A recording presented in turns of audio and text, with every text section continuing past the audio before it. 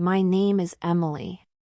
I'm 38 years old, and for a long time, I believed I had built something solid, a marriage, a career, a sense of self that didn't tremble every time the world shifted a little. I've always been the quiet type. The one who plans the surprise parties but doesn't stand up for the toast. The one who remembers birthdays, who double-checks the spreadsheet, who holds space for others, even when no one's holding space for me. Maybe that's why it hurt the way it did, when the truth didn't come crashing down like thunder, but instead arrived in the form of a raised glass, and a sentence. It was Claire's birthday, my boss, my mentor, the woman who once told me I had more potential than I gave myself credit for. She took a chance on me when I was struggling to find my footing. Promoted me when no one else would. I trusted her. We were at a restaurant that night, one of those places with low lighting, polished wood, expensive wine and live jazz in the corner that made everyone feel important. She'd invited a handful of people from work, including me. And oddly, my husband. I'd helped her plan the dinner. Pick the wine list. Even called the venue twice to confirm dietary restrictions. I thought I was part of the inner circle. I thought this inclusion meant something.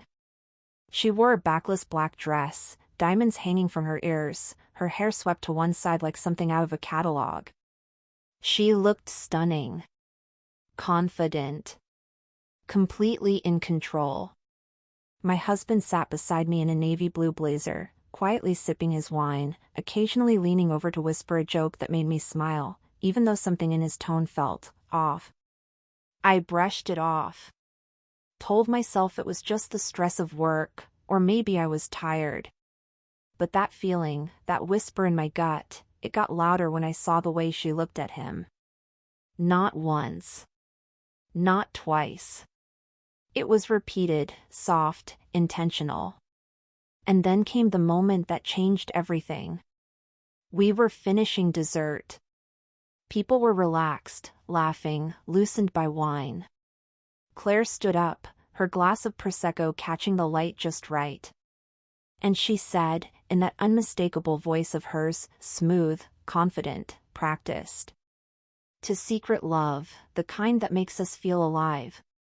There was a flicker of silence, just a second, before people chuckled, a few clapped. It was the kind of toast you'd expect from someone playful, flirty, bold. But she looked directly at my husband when she said it. Not a glance. Not a scan of the table. A direct, focused, intentional stare. My breath caught. My hand froze around my napkin.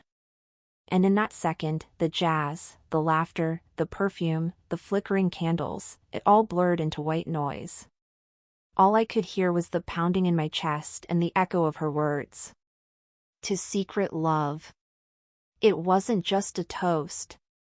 It was a confession. A provocation. A warning. After the dinner, we got into the car. My hands trembled as I put on my seatbelt. I turned to him, trying to sound casual, trying to give him the benefit of the doubt. What do you think she meant by that toast? I asked, soft and half-smiling. He laughed, shrugged. You know Claire, always dramatic. I didn't answer. I just nodded. But my silence was screaming. Because the truth was already in the room, and I'd felt it settle on my skin like a cold draft. When we got home, I went straight to the bathroom. Locked the door. Sat on the edge of the tub. And I cried. Quietly. Shamefully. Like I had something to be embarrassed about. But what do you do when your boss, the person who helped shape your career, is sleeping with your husband? What do you do when you realize you've been the supporting character in someone else's secret affair? That night, I didn't confront him. I couldn't. I lay beside him in bed, listening to his breath slow into sleep, trying to imagine if I could ever look at him again without seeing that moment, that toast, echoing in my mind. And I remembered every red flag I had ignored. The overtime hours. The locked phone. The work trips that didn't quite add up. The way he started picking up cologne again. The way he'd glance at his phone, smile, then hide it. I'd asked him once, gently, if something was going on. He'd said, "You're imagining things. You always do this." And like a fool, I believed him. But now I couldn't unknow what I knew. I didn't have proof yet. No texts, no photos. Just a look. A glance. A sentence that changed everything. But in my bones, I knew. And I wasn't going to be silent anymore. If you're still listening, thank you. If you've ever been in a room where someone shattered your world with a smile and a wine glass, leave a comment. If your trust has ever been broken by two people at once, tell me. Remind me I'm not alone. Because that night, I started writing this story. I didn't know what it would become, or how it would end. But I knew I couldn't keep carrying their secret like it was mine. So like, comment, subscribe, if this story echoes something in you.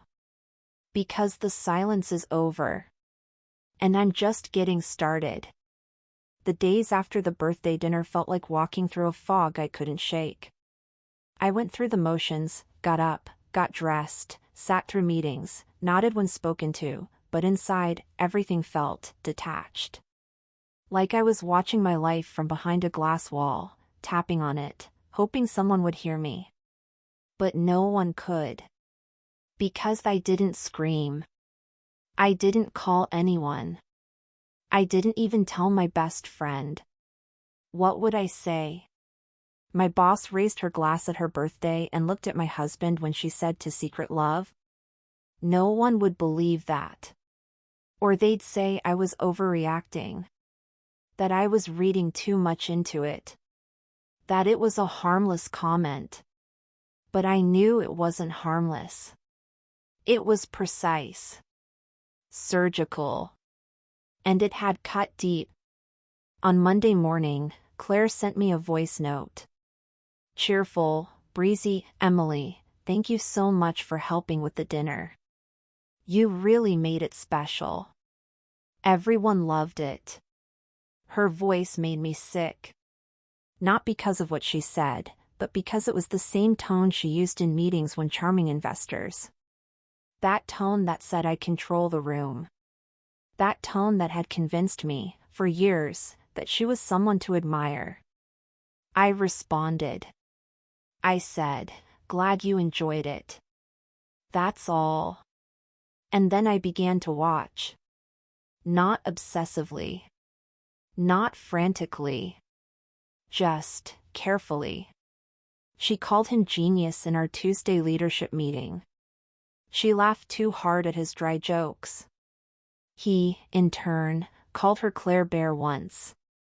As if by accident. They didn't touch. But they didn't have to. The intimacy was there. Right in front of me. By Wednesday, I was sure. I didn't have evidence yet. But I had the kind of certainty that doesn't ask for proof. And then Thursday came. I wasn't supposed to be home that afternoon. I had left the office early, migraine, or at least that's what I told Claire in the elevator. She gave me a sympathetic smile. Go rest, you've earned it. The irony almost made me laugh. At home, the apartment was silent. Dim, I changed into sweats, drank water, lay down for a while. The kind of half nap you take when your brain won't slow down. Eventually, I got up and went to take the laundry out of the dryer. It was still warm. Soft. Familiar. I pulled out a pair of jeans, a couple of t-shirts, socks, and then I saw it. A small, silver bracelet. Dainty. Feminine. not mine. And I knew exactly whose it was. Claire had worn it in the office more than once, a thin silver chain with a compass charm. She once said it reminded her to never lose her way. I held it in my hand, letting the warmth drain out of the metal as I stared. I didn't cry. Not this time. I felt calm. I felt vindicated. Because this was the beginning of truth. It wasn't a look across the table. It wasn't a hunch. It was evidence. I put it in a small velvet pouch I found in my drawer, the kind that used to hold my wedding earrings. And I carried it in my purse to work the next day. I didn't know what I'd do. Until I saw her. Claire. In the hallway. Laughing with him. Her hand brushed his arm as she walked past. He leaned slightly toward her, not enough for anyone else to notice, maybe, but enough for me to see it. To feel it. They didn't even notice me. Or maybe they did. Maybe they thought I'd do what I'd always done, smile, be the good soldier, keep the peace. But I didn't. I walked into her office. Closed the door. She looked up, surprised. Emily? I didn't say anything at first. Just walked over and placed the pouch on her desk. She reached for it, opened it, and froze. Silence. She didn't even try to fake confusion. She knew. I found it in our laundry, I said, my voice soft but steady. Her lips parted like she was about to speak, but no words came. I waited. Let her sit with it. Then, after a pause, I said, I think you dropped something. And I walked out. No drama. No fight. Just a delivery. The next few hours passed in slow motion. I watched her from across the office, how she avoided my gaze. How she didn't respond to my emails. How her posture shifted, just slightly, every time my name was mentioned. And him? He came home that night like nothing had happened. Kissed my cheek. Asked what was for dinner. Like he hadn't detonated our lives from the inside out. I set the table. Served the food. Ate quietly. And watched him. Every blink. Every fidget. Every forced smile. And I realized. I wasn't afraid anymore. I wasn't confused. I wasn't even angry. I was clear. And for the first time in weeks, I slept through the night. Not because it didn't hurt. But because now, I had power. I didn't confront him. Not yet. Because I had something better than a confrontation. I had a choice. What to do. When to do it. And how loud to make it. There's a moment, just before you take a step off a cliff, where your body goes still. Not out of fear, but clarity. Your muscles remember everything. Your mind goes silent. And what's left is choice. That's what I felt when I saw her email. Claire. Subject, private garden brunch invitation, this Saturday. Body, dear Emily, I'm hosting a small celebration this weekend. I'd love to have you and Daniel join. Just a few colleagues and close friends.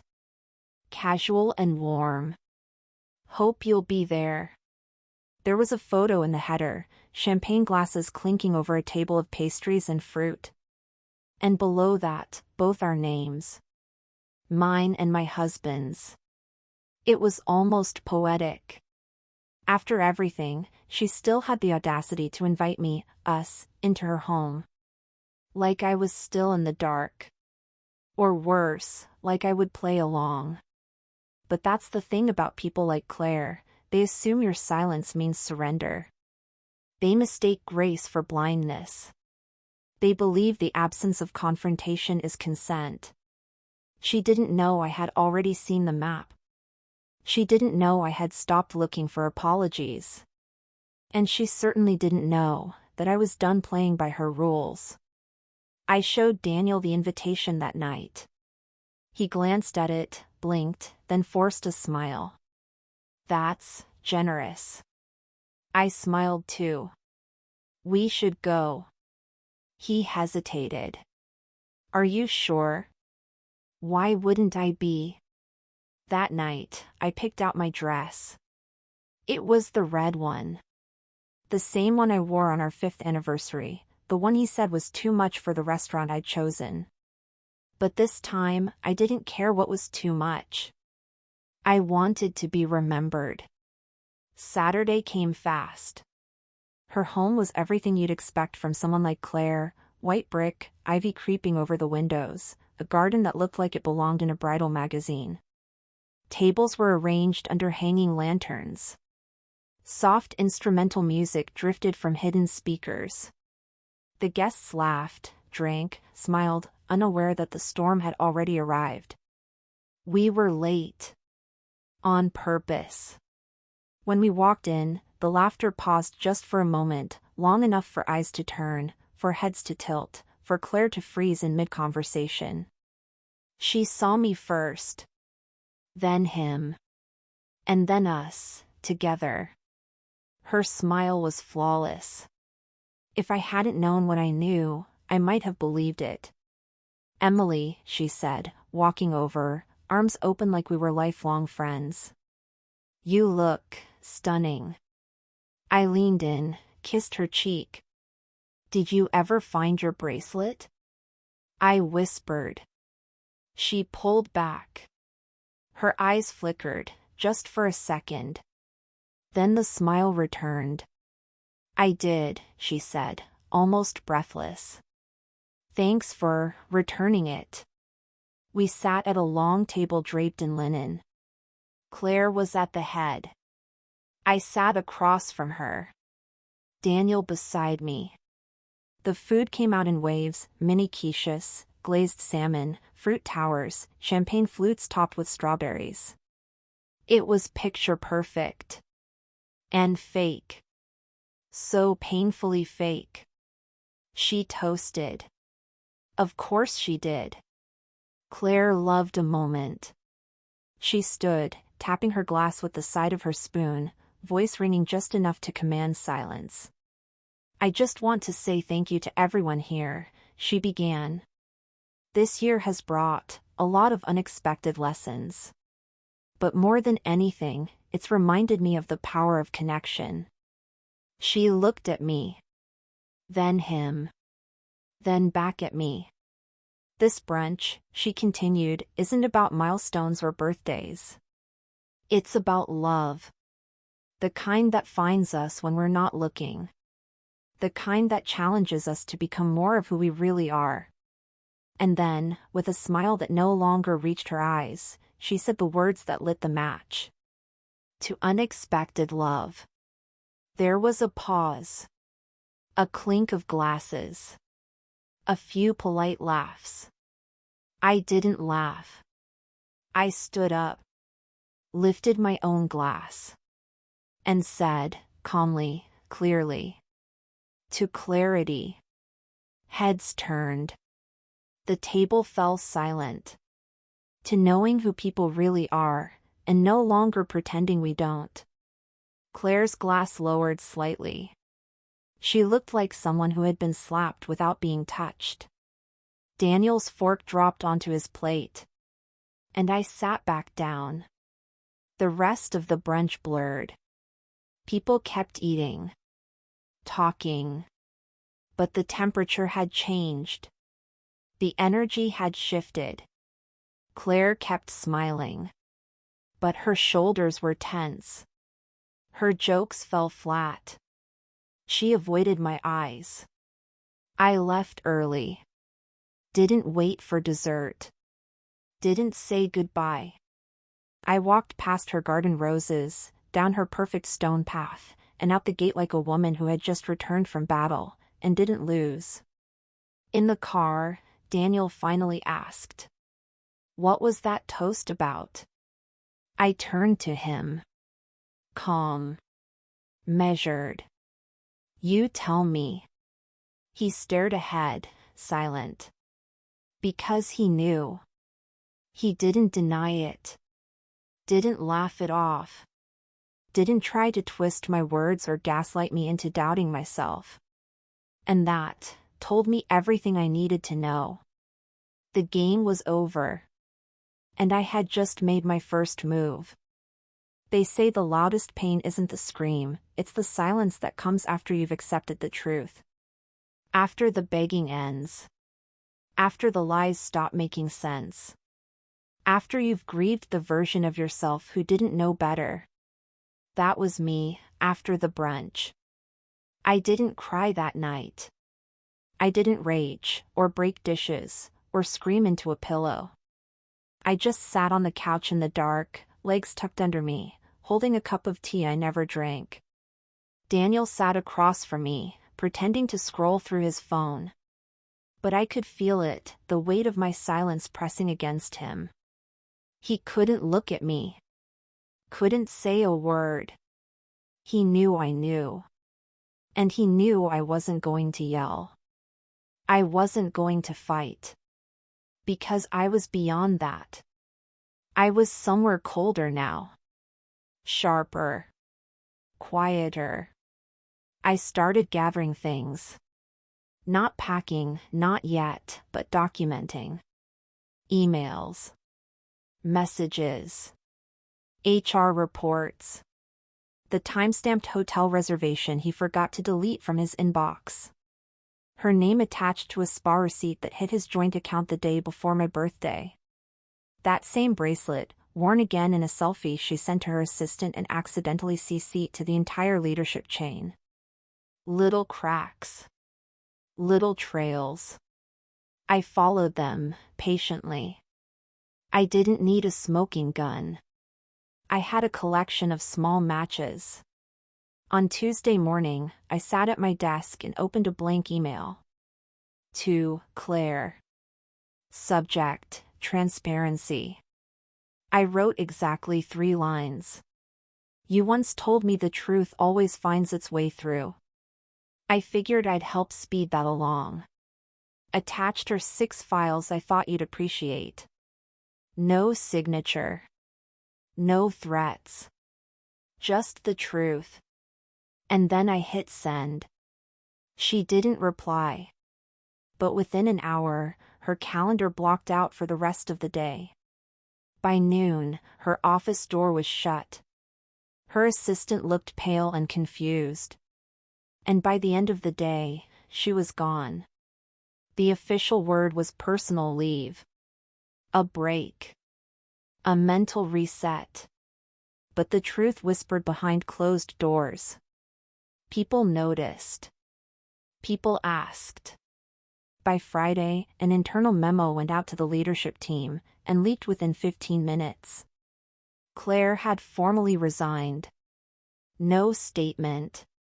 No farewell speech. Just vanished. I printed the memo. Folded it. Left it on our kitchen counter. That night, Daniel came home late. I was already in bed, reading. He walked into the room holding the piece of paper, trembling slightly. You did this, he said, voice low. I didn't look up from the page. I gave you chances to be honest, I said. You chose silence. I did the rest. He didn't speak. Didn't apologize. Didn't deny it. He just stood there. And for the first time in years, I felt taller than him. Stronger. Steadier.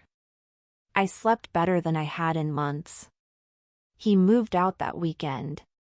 Packed his things in silence, like he was sneaking out of a crime scene.